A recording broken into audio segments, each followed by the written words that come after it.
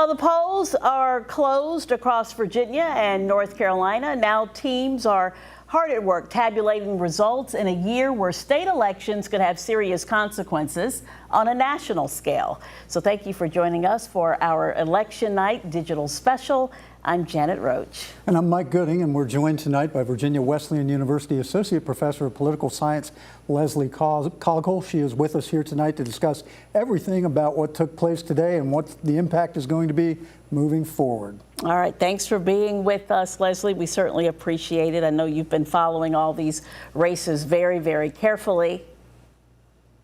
Absolutely. Thank you for having me. It's been kind of like watching paint dry tonight, getting these results. Yeah, it's been kind of slow. Leslie and I have been sitting next to each other, both of us locked into our computers since the polls closed at 7. And we keep urging the Department of Elections to come on, guys, come on, guys, come on, guys. And it's like watching grass grow. Yeah. Well, we've mentioned before that there's a lot of stake in Virginia tonight, and as it stands, Republicans hold control of the state House of Delegates, but it's a small margin, and those 6 empty seats are vital. So in the Senate, Democrats hold majority power. That's 22-18, but every General Assembly seat is on the ballot. So we're going to talk about what's at stake, and we've seen just a lot going on in Virginia. Turnout has been kind of, I don't know, so 20 to 30%. What would you say, Ms. Coggle?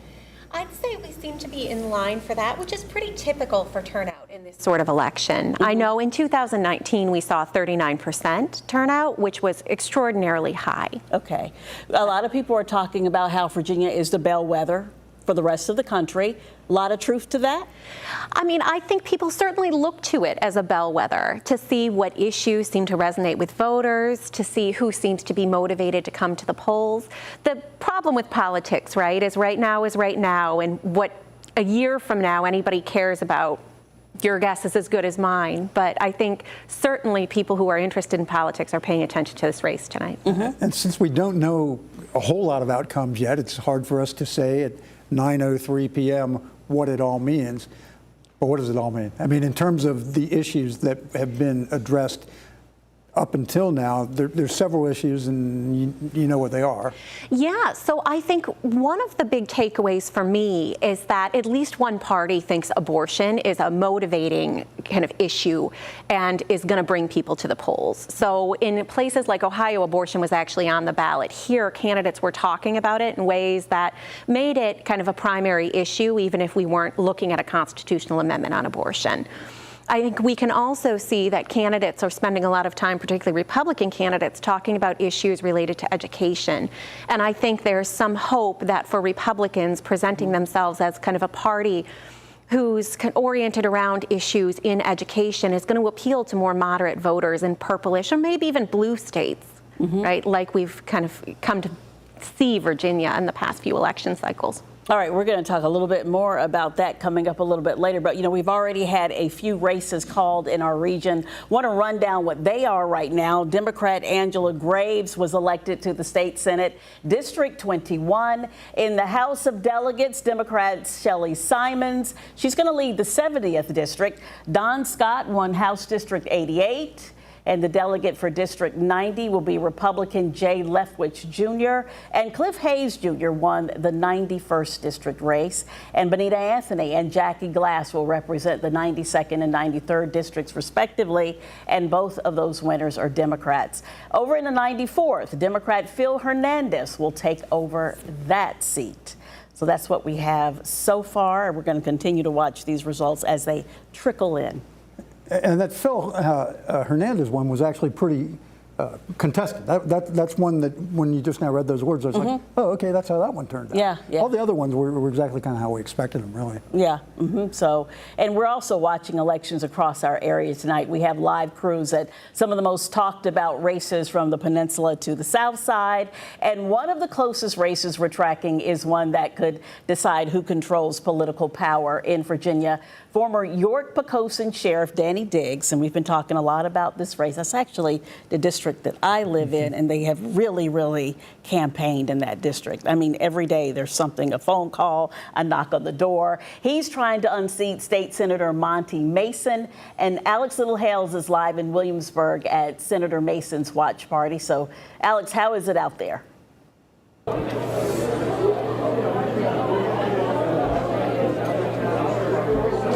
good evening, Janet. Yeah, Senator Monty Mason actually just walked in about an hour ago here, all smiles, a crowded and roaring room here at the corner pocket here. His campaign watch party is in Williamsburg, as that is where we are taking you live from. Again, this is video just about an hour ago. State Senator Monty Mason coming in to applause, cheering, greeting his support staff, his volunteers, and as well as other Democratic candidates, both in the House of Delegates here in the historic Triangle.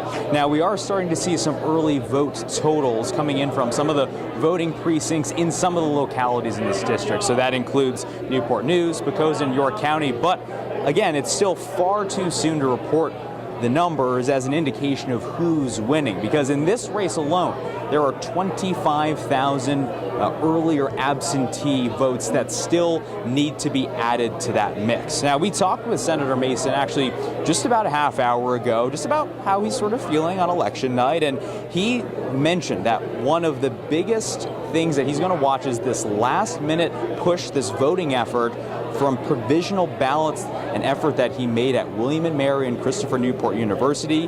Those provisional ballots, he says, could play a big deciding factor in this race and the outcome. Take a listen.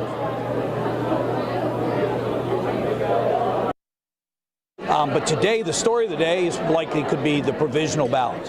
William & Mary we don't yet know how many students, but a lot of students show up, register to vote today, and cast their ballot today. Those provisional ballots will take some time to get counted, but could be an enormous difference. So again, back live at the corner pocket here in Williamsburg. This is where State Senator Monty Mason is. This is where he's going to be all night, and we're going to provide you the latest information as we learn it live in Williamsburg. I'm Alex Hales for 13 News Now. All right, Alex, thank you for that. Big crowd there in Williamsburg. Just want to show you the results here in that race, a closer look. Monty Mason, Danny Diggs, and you see that Monty, he's moved ahead here. It's been kind of back and forth. I've been following this race. He's at 20,000, almost 21,000, 51.8%. Danny Diggs, 48.2%. And it's interesting what Mason said about the students at William & Mary who voted. We did hear about a lot of students in the area actually registering today. You can register same day registration and you can vote, but it will be a provisional ballot. So we'll see how things turn out. But yeah, that race definitely going to go down to the wire. Almost 51% to 48.2% with Monty Mason slightly ahead. Okay. Well, Janet, as you know, Allison Basil from our team is also with us tonight, or going to be with us tonight. Right now, she is at the Danny Diggs headquarters in Williamsburg or in Newport News, and we're having a little trouble getting her signal, and we hope that we're going to be able to hear from her soon. In the meantime, what I'd like to turn back to Leslie about is that particular race. Remember when we were looking at the cash numbers earlier tonight? That's the second most money spent race in the entire Commonwealth. I think it was $6 million was spent by Monty and $5 million by Danny. So $11 million on one race, where the guy makes $30,000 a year. I mean, it's nuts, right? It's astronomical, and really a testament to, I think, the outside money that's coming into some of these Virginia races, in a sense of just how competitive both parties think that race is, right, and how much money they think they need. For one state Senate race, it's stupefying. It absolutely is. In particular, if you compare it to the races in Northern Virginia where the media markets are more expensive, right. I think that really gives you a sense of how much money and how much advertising is being sunk into that race. So if you live in Newport News, I'm sure you've seen these campaign ads. A total of $174.8 million spent on TV commercials in Virginia during this election cycle. And they were on in every break. Pretty much so. Every break. And you know, the redistricting, that's really playing a big role because that district has changed. Yeah, and the redistricting has really made this a fascinating election because regardless of who wins or loses in terms of party, we're going to see a lot of new faces in Richmond. Mm-hmm. There are at least about a third of people who are going to be going into Richmond are going to be new there. So there are going to be a lot of new faces. And again, they're there are a lot of people who have been in positions of power or are incumbents who find themselves in much more competitive races than incumbents usually find themselves in. Yeah. And I think this district is just an example of that. And the thing about the redistricting, we'll remember the tortured history about it. It was supposed to be a bipartisan commission that were appointed to draw the maps, and they failed to do it, and it ended up in the courts. Yeah, I think this was one of the most fascinating parts of how that redistricting process worked, because the idea was you have 4 Republicans and 4 Democrats and you get a compromise map, but instead we had the Supreme Court appointing people to draw these maps. And you know what they did was they drew some really competitive maps. You absolutely would not have seen maps putting incumbents in these sorts of positions had incumbents been drawing the map. Yeah, and a lot of people retired or you know, decided, okay, that's enough. Yeah. All right, we're going to go to the South Side. We're going to talk about Senate District 18. Democratic powerhouse and incumbent Louise Lucas. We all know Louise Lucas is trying to hold off newcomer Anthony Goodwin there. Now, the 18th district covers parts of Portsmouth and Chesapeake. Lucas says she is focused on reproductive rights, saying she will vote against Governor Youngkin's proposed 15-week ban. You remember she was like the queen of the brick wall.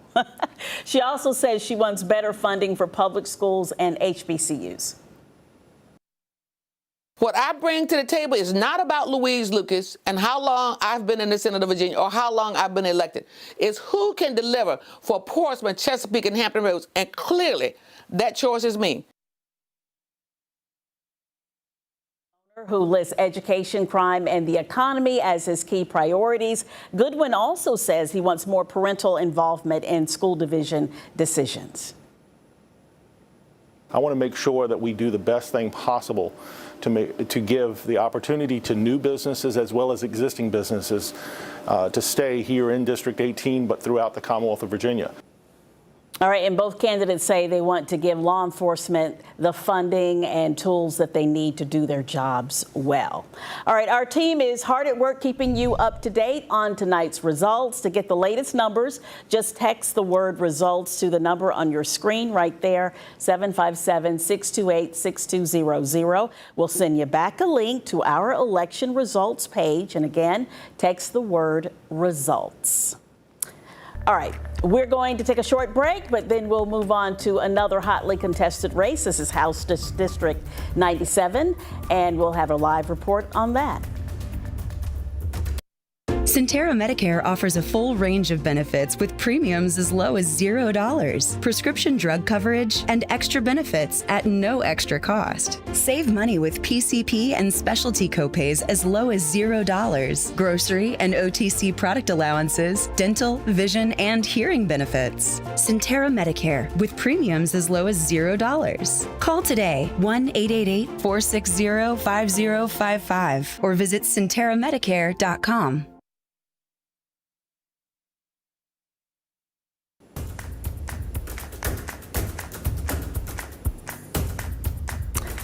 All right, welcome back to the 13 News Now Election Night Special, and we want to take another quick check on the returns across some of our key areas. All right, this is one we're going to talk about in a little bit. This is, House District 84, Nadarius Clark and Michael Dillender. You can say Clark is up just a little bit there, 53 to 48. Now let's check 89 and see what's going on there. Baxter Ennis, 51 over Karen Jenkins. She's at 48.3%. She's the school board member. That was also a hotly contested race. You heard a lot of negative ads in that particular race. And then we're going to end here. House 97, Karen Greenhall and Michael Fegans. And you can see that Karen is up just slightly. We're going to go now live to Ann Sparacco. She's been following this race, and she is live to talk more about this contest. So, Ann, what's the feeling out in Virginia Beach?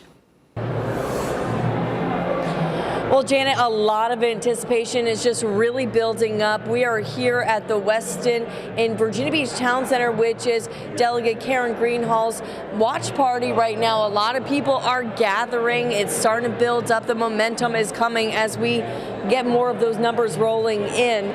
Greenhall's opponent, Democratic candidate Michael Fagans, is currently at a watch party right around the corner with Aaron Rouse as their supporters keep an eye on the numbers as well. Right now, it's a tight race between the two candidates. We've spoken with Greenhall and Fagans during their campaigns leading up to this big night. Both expressed their individual goals of helping their parties gain control of the General Assembly. We spoke with voters who came to the polls earlier this evening, like Thomas Ferry, who felt this year's election was vital to make his voice heard on the ballot. What else could you ask for on election day? In the mid to high 70s, people were turning out. We met lots of people today. We feel real good. We're a little disappointed because of the electoral process. We're getting some early returns in that we feel good about, but there's these early votes that haven't been counted yet. So it's kind of delaying the process, and maybe something when I'm the senator next year, we'll get that fixed and we'll make sure that they count the early votes a little bit earlier so that it makes the process a whole lot easier, better, and quicker. Yeah, it's been smooth election. In many ways, this represents the best of democracy. If you think about it, so many people that woke up this morning on this planet don't have the right to vote, don't have the ability to participate in democracy. So this is the very, very best of what Virginia is. And so we're excited. And like we said, it is really building up some excitement here as we get closer into the night, as we learn more about the numbers on this really tight race. We are keeping a close eye on this race, so stay with us throughout the night. Reporting live in Virginia Beach, I'm Ann Sparacca for 13 News Now. Thanks a lot, Ann. Now, the newly drawn 22nd State Senate District features a rematch from a special election that took place back in January. Democrat Aaron Rouse defeated GOP candidate Kevin Adams to flip the district into Democratic hands. The district now covers central and southwest Virginia Beach from Town Center to Stumpy Lake. State Senator Rouse says he wants to secure tax relief and build up the education system. So we have to make sure we can do our part to not only retain teachers, but continuously build and modernize our schools and make sure teachers' salaries are at a level where they're supposed to be. As for Adams, he's a retired Navy lieutenant commander who became a small business owner. If he wins, Adams says he's going to focus on public safety and growing the economy. Help bring industries here so that we can get people back to work. There's so much homelessness around and people out of work. Get them into jobs where they can actually really support their families. All right, and heading west now to Senate District 22, Suffolk, Isle of Wight County, and parts of Portsmouth and Chesapeake, they all fall under this district. Democrat Clint Jenkins is squaring off against Emily Brewer for the seat, and Sarah Hammond joins us now from Suffolk. And Sarah, what's the temperature like there in District 22? Well, we're here at Delegate Clinton Jenkins' party right now as they watch those numbers come in with friends, families, volunteers from his campaign. The energy is pretty high out here. They have music going, there's dancing. We know his opponent, Republican Delegate Emily Brewer, is hosting a private party with her friends, families, supporters as the results come in as well. But the newly redrawn Senate District 17, like you said, encompasses a lot of land, including Suffolk, Isle of Wight County, Southampton County, parts of Chesapeake and Portsmouth, among other areas. And both Brewer and Jenkins have grown up in this area and have previously told us they want to continue to advocate for the area that they both call home. And both candidates say they're happy with the way they've run their campaigns, no matter the outcome tonight. I'm thankful for everything that my team and the constituents have done for me and given me an opportunity. As of right now, I really don't know how to feel, but I'm thankful, but I don't know how to feel yet. Yeah. I feel really, really good about where we're at. I've got so many different voters.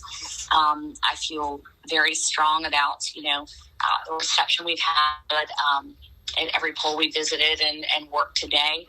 And, I feel like that I've really connected with the community over the years. And we're watching this race closely, and we'll bring you reaction from both candidates throughout the night. And we're, again, keeping a close eye on this race in Suffolk here. Live in Suffolk, Sarah Hammond, 13 News Now. Thank you for that. And don't forget, you can keep up to date on the results of District 17 and all the elections tonight. Just text the word results to 757-628-6200. We'll send you a link to our results page. Our team will be updating the numbers as they come out all evening long. Now, it is a question that we analyze every election cycle. What issues are driving the people to the polls this year? Christopher Newport University's Wasson Center released its latest data about the top concerns for Virginia voters. One poll found that 27% of voters said that the economy and inflation are top of mind. And another controversial topic over the last year, 67% of voters support requiring parental notification if a student wants to go by pronouns that differ from their birth certificate. And finally, at least 72% of Virginians are opposed to tightening abortion restrictions. But that is something that has been a key running point for many Virginia Republicans. Governor Glenn Youngkin has been pushing for a 15-week ban on the procedure, with some exceptions, promised to pass that ban if the GOP takes control of the General Assembly. What's on the ballot, I think, is a choice between no limits and reasonable limits. And I think this is one where Virginians come together around reasonableness. It has been one of the lead issues that Republican candidates, anyway, have been talking about in their commercials. It's crazy. It's not on the ballot, but yet it kind of is on the ballot, isn't it, Leslie? Absolutely. Almost half of all Democratic campaign ads covered the issue of abortion. And if we break out the Watson Center data by demographic groups, women and independent voters ranked abortion as the second most important issue they were considering as they were contemplating who they were voting for during this election. It was interesting to me when we were doing our pre-election profiles on the individual candidates, when I would talk to any Republican candidate and I'd ask them about the abortion issue, they would all say something to the effect of, well, I don't really hear too much about that from my constituents. But yet there it was in all their commercials. Yeah, and in some ways that might not be surprising to the extent that they're talking to Republicans who are likely to go to the polls or kind of voters that they've targeted. The second most important issue among Republicans when they were polled was immigration, not abortion. So we see that if you look at the polling data, Republicans weren't ranking abortion as one of their primary issues. Meanwhile, Democrats absolutely were, independent voters were, and subsets of different groups were as well. Yeah, and we've seen in some of the other races that have happened across the country and some of the referendums, I believe it was in Kansas, you know, where abortion played really, really big. And but with the 15-week ban, I'm just wondering if you see that as being quite the motivating factor to get people to the polls. So to get people to the polls on the Republican side? On the Democratic side. I do, actually, and I say that because I think 15-week ban or no 15-week ban, abortion was seen to be an important kind of factor in this race. And that was certainly true when Senator Rouse ran in his special election, right? Abortion got a lot of attention. So I think there's a sense among people who are in support of abortion rights that if you have Republican control of both chambers, then you're going to see tightening restrictions. So that was absolutely understood to be on the ballot. And that drove a lot of kind of monetary donations from outside Virginia into the state, right? People focused on And I would imagine some people may think, well, if Republicans have control, will they stop at 15 weeks? Yeah, and I think that's a reasonable concern if we look at a couple of things. First, what's happened in other states, right, including North Carolina, where we saw much more restrictive abortion policies than many people expected, given what some Republican candidates said.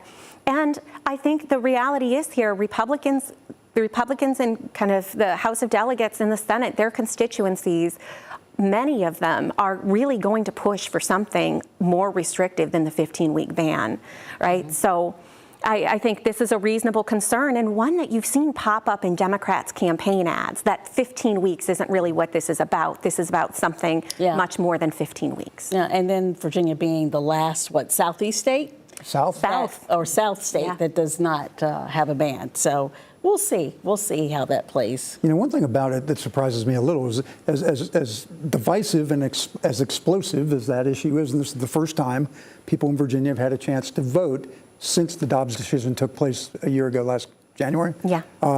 You would think that voter turnout would have been more robust than it's been, but the most I've seen is 30% in any location. Yeah, these are such low turnout elections. So You would like to see higher turnout. It's kind of not unexpected to see turnout around 25 to 30%. What's going to be fascinating is who turns out, right? What demographic groups turn out here. And that'll be what I'm really interested in looking at when we're looking at some of these kind of post-election day results, whether or not more young voters or maybe female voters turned out. I stand corrected. I saw 38% in New Kent County. Oh, well, that's pretty impressive. Yeah. But mostly 30s and 20s. Yeah. I saw some, single digits and teens. Yeah. Okay. All right. Well, we're going to go on to talk about local taxes. Big issue for voters in Gloucester. Yes, there were other issues on the ballot in some places. And there was a bond referendum up for consideration to raise the county's real estate tax by 2 cents. Now, the idea is to use that extra money to fund a series of capital improvement projects. Casey Baylor breaks down what projects could get the green light. Most of the items that are on the bond referendum have been on a waiting list for years. Gloucester County officials are looking to jumpstart several renovation projects. County Administrator Carol Steele says they are looking at a long-term form of borrowing to get the funds soon, though they want to hear from residents first. It allows the citizens to decide, do they want to enter into that debt? And we have 30-year debt on sort of brick and mortar items and 20-year debt on other items. They're proposing a 2-cent increase on the county's real estate tax rate. Taxes are really not a good thing, but it is what it is. It needs to be done. You need a different economy. Bad time to entertain tax talk. The money will help construct a new $12 million Gloucester Volunteer Fire and Rescue Station and renovate the Abingdon Volunteer Fire and Rescue Station. Funds would also fix the Gloucester High School Sports Complex and Botetourt Elementary School, and it will improve some public parks like Gloucester Point Beach. Steele says officials believe the 2-cent increase is the easiest way to pay off these loans. She also says the county is considering ways to pay it off sooner. Sales tax or growth in other ways or grants. Steele says if voters approve of that bond referendum, then county officials can start borrowing money and begin some of those capital projects as early as spring of 2024. In Gloucester County, I'm Casey Baylor for 13 News Now. The local race results updating on the 13 News Now website, including the Gloucester County bond referendum. And to find your results, just click on the results banner at the top of the page. And from there, you can sort by hot races or search for a specific district or local race. All right, we can get back now to the Senate District 24. That's the Monty Mason race facing off with Danny Diggs. And Allison Basil brings us an update from the Danny Diggs base. Yeah, you can see the ballroom is packed full of supporters watching the results roll in with Senate 24 Republican candidate Danny Diggs. Diggs tells me overall his team feels good so far tonight. There's a positive and upbeat energy at this party. Even Virginia Attorney General Jason Miyares stopped by to show his support. Diggs is the former York-Poquoson sheriff and served for more than 2 decades, and public safety is a big focus for his campaign. Diggs says he's enjoyed the day, but his team is disappointed with the early voting process. What else could you ask for on election day? In the mid to high 70s, people were turning out. We met lots of people today. We feel real good. We're a little disappointed because of the electoral process. We're getting some early returns in that we feel good about, but there's these early votes that haven't been counted yet. So it's kind of delaying the process, and maybe something when I'm the senator next year, we'll get that fixed and we'll make sure that they count the early votes a little bit earlier so that it makes the process a whole lot easier, better, and quicker. Yeah, it's been smooth election. In many ways, this represents the best of democracy. If you think about it, so many people that woke up this morning on this planet don't have the right to vote, don't have the ability to participate in democracy. So this is the very, very best of what Virginia is. And so we're excited. And we're watching the results as they roll in, and we will keep you updated on the Diggs campaign. In Newport News, Allison Basil, 13 News Now. Thanks a lot, Allison. We're going to take another quick break from all the action here on election night. When we come back, we're going to head out to Chesapeake to check in on House District 89. Angelique Arentak will have a live update for us then. Plus, we're talking about the key demographics that candidates tried to swing this election cycle and what it could mean for the general election in 2024. Leslie Coghill from Virginia Wesleyan University will help us with all that when we come back in 30 seconds. Centera Medicare offers a full range of benefits with premiums as low as $0, prescription drug coverage, and extra benefits at no extra cost. Save money with PCP and specialty copays as low as $0, grocery and OTC product allowances, dental, vision, and hearing benefits. Centera Medicare with premiums as low as $0. Call today 1-888-460-5055 or visit CenteraMedicare.com.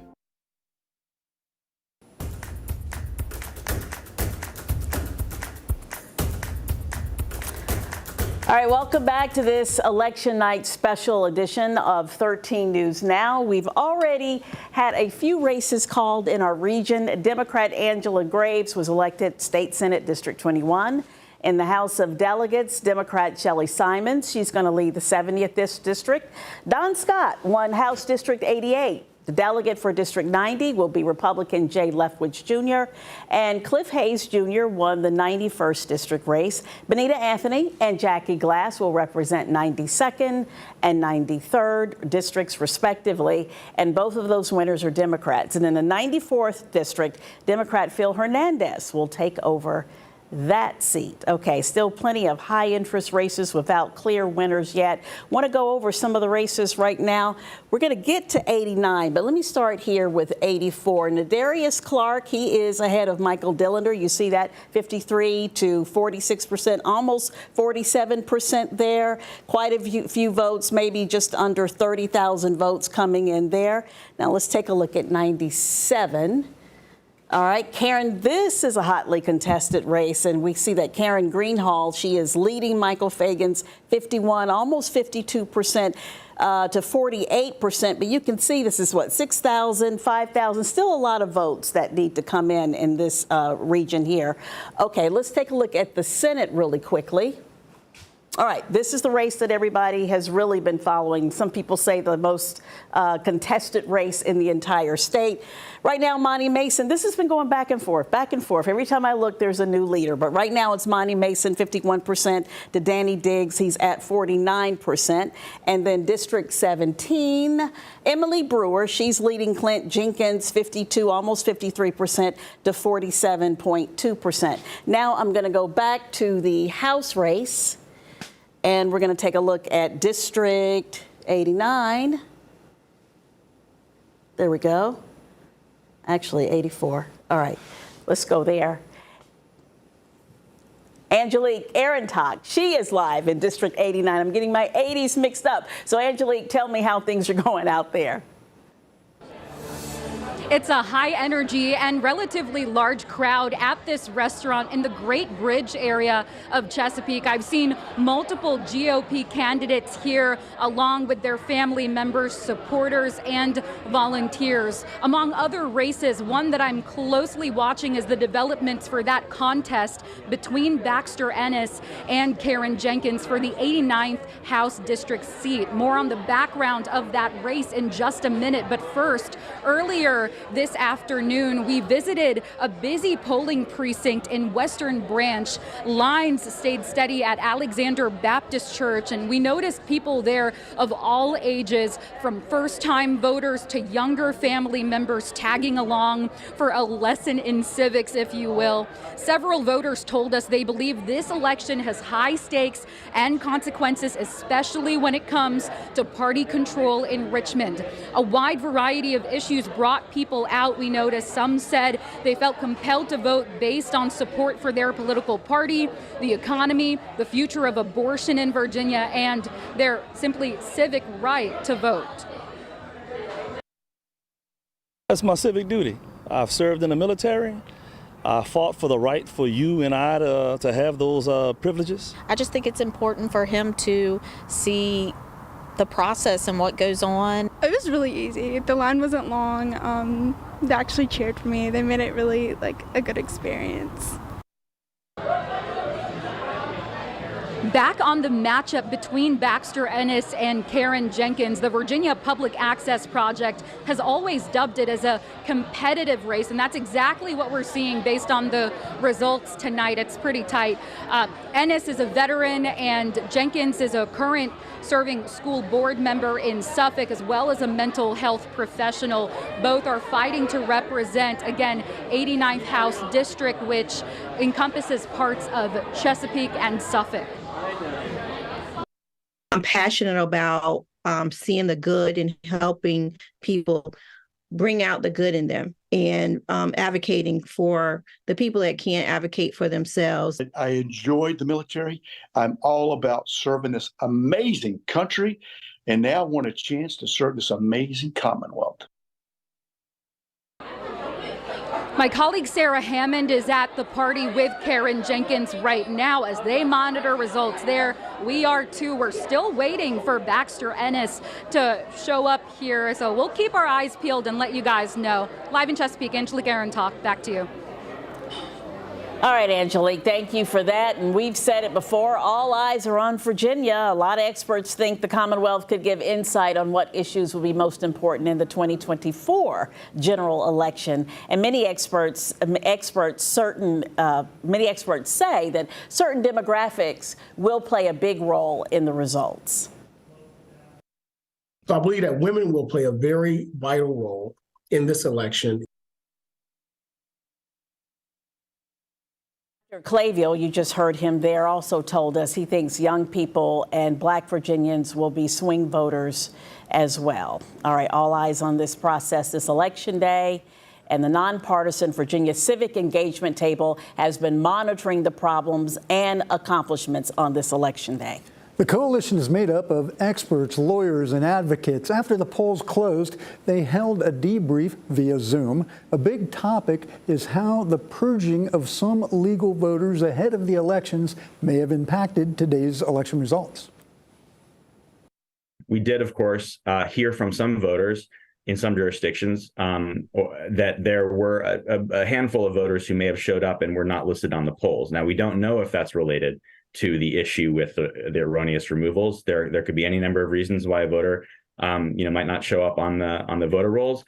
Thankfully, now in Virginia, we have same-day registration, and as far as I know, all the voters who we learned about were able to cast a ballot that will be counted once their eligibility is confirmed. So let's talk about those demographics and why they're so important. We're joined once again by Leslie Coghill, a political science associate professor at Virginia Wesleyan University.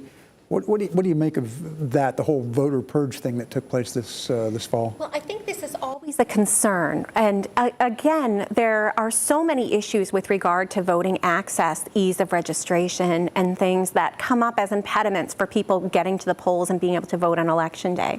Mm-hmm. So I think this is definitely something that we should be concerned and attentive to. Mm-hmm. And of course, the NAACP filed that lawsuit, wanted to get some information from the governor. That information finally came through Friday, right before a court hearing. And so they released the information yesterday. And clearly there's some things that they want the governor to do in order to clear up that process and make it more transparent. It's important that he does that.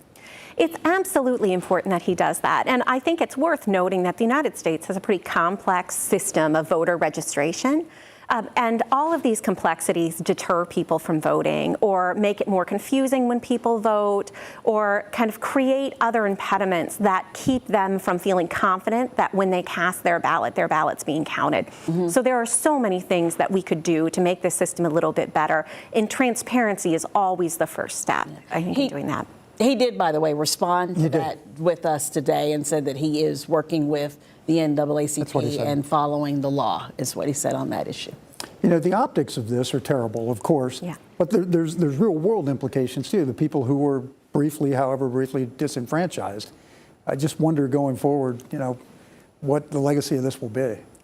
Again, I think we have to be really concerned about people's confidence in the electoral system, because the reality is the only thing that really keeps democracies is people's confidence in the electoral system and the fact that everything is fair, because that's what upholds our confidence that outcomes are just, right? Mm-hmm. So to the extent that these occurrences happen and people feel that they're politically motivated, they really undermine people's confidence in the system, their willingness to participate in the system, and I think increase just general dissatisfaction with politics as a whole. And we've seen on January 6th in 2021 exactly what happens, when that dissatisfaction starts to bubble up.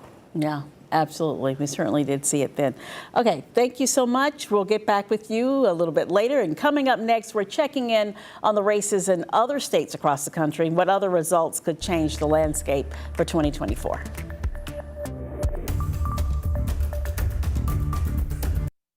Centera Medicare offers a full range of benefits with premiums as low as $0, prescription drug coverage, and extra benefits at no extra cost. Save money with PCP and specialty copays as low as $0, grocery and OTC product allowances, dental, vision, and hearing benefits. Centera Medicare with premiums as low as $0. Call today 1-888-460-5055 or visit CenteraMedicare.com. And welcome back to our 13 News Now Election Night Special. Of course, we've been focused on the key races here in Hampton Roads and throughout the Commonwealth.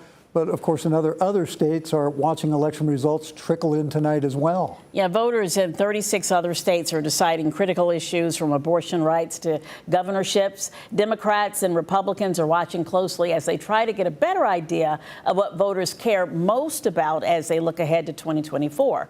ABC's Justin Finch has more. It's Election Day in 37 states across the nation. Control of some governorships and state legislatures is at stake, and the issue of abortion rights is also being considered in several states. In Ohio, voters are heading to polls to decide whether to enshrine a woman's right to an abortion into the state constitution. Ohio Democrats considering the issue a must-win as anti-abortion groups aim to appeal to voters opposed to abortion. We owe it not just to Ohio's women, but to women across this country to continue to carry the torch. Why we took the last 25, 30 days to focus, retool our message to make sure that all Ohioans, whether you're Democrat, Republican, liberal, conservative, gay, straight, know that this is a bridge too far.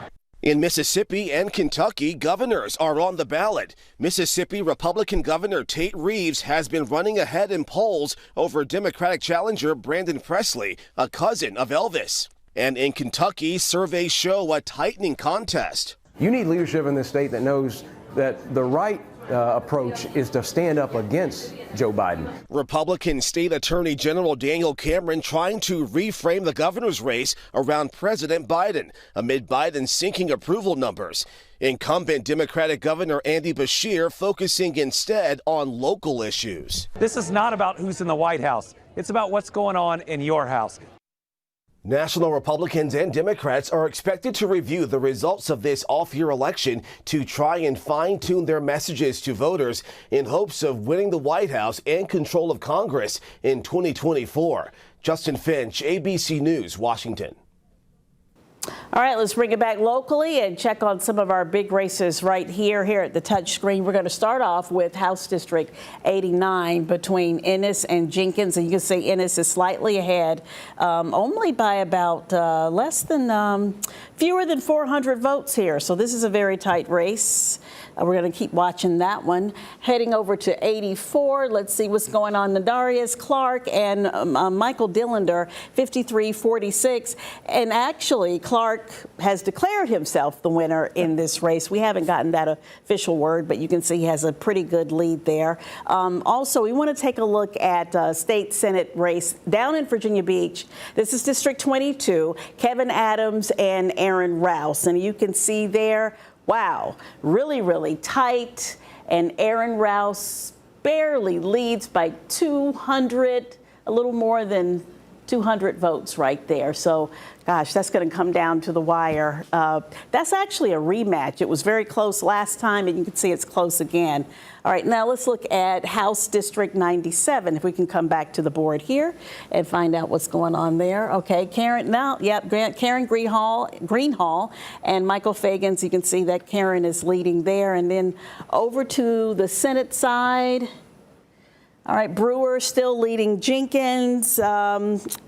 52, almost 53% there to 47.2. And then one more district here, 24. Monty Mason, he's still ahead again. I mentioned earlier how this race is going back and forth. Just 1 percentage point difference. This is going to come down to the wire. And earlier, the governor was talking about how we may not find out results for all the races tonight. It may take a while. You know how that goes. So we're going to keep watching this. And as soon as we get an update, we will let you know. And you can follow every state and local race in our region on 13newsnow.com. Just text the word results to the number on your screen that you see right there, 757-628-6200. We'll send you a link to our election results page, and from there you can see the biggest races and search for every election in between. Governor Glenn Youngkin is hoping that his Republican Party is going to be able to take control of both chambers of the General Assembly after all the votes are counted tonight. He has so much at stake, Governor Youngkin. He has staked his whole reputation, in fact, on how this might turn out. And it's the oddest thing because his name isn't even on the ballot yet. Governor Youngkin is a central character in this election tonight. We have spoke to him earlier tonight, and he was expressing a lot of confidence, and he was talking about the importance of the results and the Commonwealth's position on the national stage.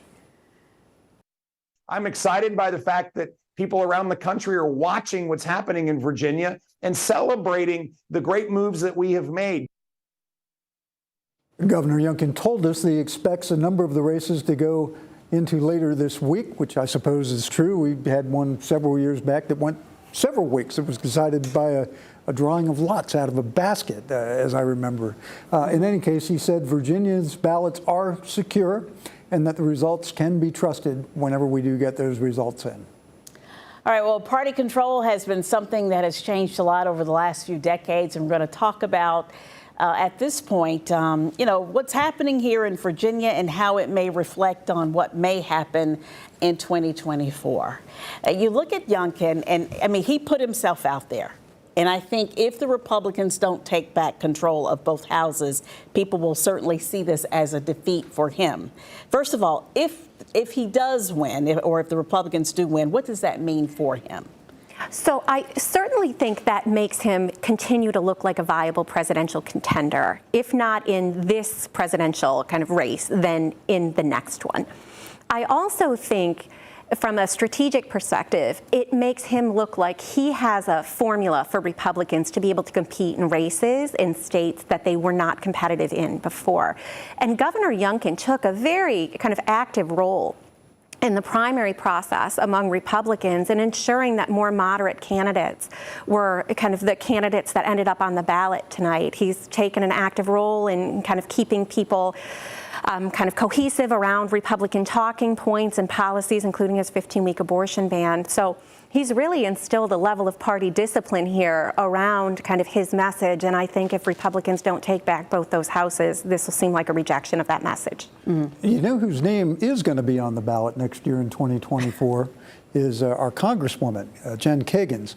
She did not carry the city of Virginia Beach last year. Mm-hmm. She actually lost Virginia Beach, but because she won Chesapeake and she won Suffolk and she won Isle of Wight, she was elected to the 2nd district, but she didn't carry Virginia Beach. Is anything we're seeing here tonight about Virginia Beach suggest good things for Jen Kagans, actually? I mean, I think part of that depends on how these races come out, but Republicans are having a pretty strong showing in these competitive races in Virginia Beach, and you have to assume if you're Jen Kagans, you feel really good about the Republicans being so competitive as you've got kind of 60, 70, 80% of these precincts reporting. Mm-hmm. Back to Glenn Youngkin and what this means for him. So let's say next year, the national race, 2024 November, but this time Donald Trump is on the ballot. If he is the Republican nominee, and it looks like he may very well be the Republican nominee, and if Glenn Youngkin has a successful night tonight, that's not necessarily going to reflect next year, because I think Donald Trump sort of adds a whole nother layer. He does. Yeah. I think you're absolutely right. If there's one thing former President Trump is not known for from a political perspective, it's message discipline. So part of what Glenn Youngkin's campaign here was a little bit of a subtle rejection of a lot of things that are pretty central to former President Trump's agenda, like denying the legitimacy of Biden's election, right? Glenn Youngkin, I believe, Sunday with George Stephanopoulos, just flat out said Joe Biden won this election fairly. That is not a talking point that President Trump is going to throw out there and say, let's not litigate the past election, let's talk about the future. So to the extent that President Trump is on the ticket, I think even if this strategy does turn out to be brilliant and would make Republicans competitive in a lot of areas they haven't been competitive in, it's probably not going to be the dominant strategy. Yeah, it's probably not. It may not turn Virginia back to being red since, what was it, Barack Obama, I think, turned it blue back in 2008, and it was like the first time since 1964. Yeah, so interesting. The candidates seem to really stay on message in both parties. Yeah. Would you say? They did, and shockingly so. So we had a kind of couple instances of people having kind of gaffes or private moments with kind of campaign donors and that were then leaked to the press. But for the most part, their public statements on things, even controversial issues like abortion, were consistent. Yeah. We heard a lot about gun violence. How do you see gun control playing in this race and maybe national? Didn't seem to rise to the top in the discussion for this particular election. It did not. And you did see a lot of kind of rhetoric around the candidates or from the candidates about gun violence or Second Amendment rights.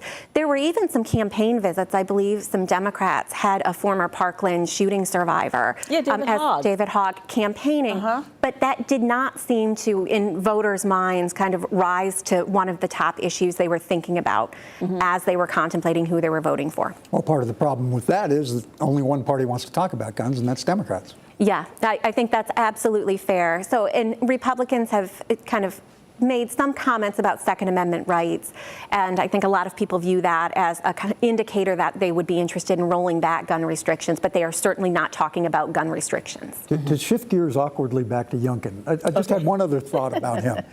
We go through this parlor game every 4 years in Virginia because Virginia is the only state in the union that doesn't allow the governor to run for re-election. So all we ever do from the day the guy gets elected is pontificate about what we think's next for the guy. Yeah, and I think for Governor Youngkin, that was kind of amped up here because when he won, so many people looked at what he had done as a potential guide to how Republicans could be competitive in a kind of post-Trump era, right?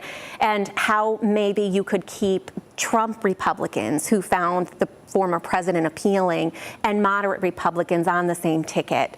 And so certainly kind of since Governor Youngkin has taken office, there has been speculation about him as a presidential candidate. He's turned out to be an excellent fundraiser.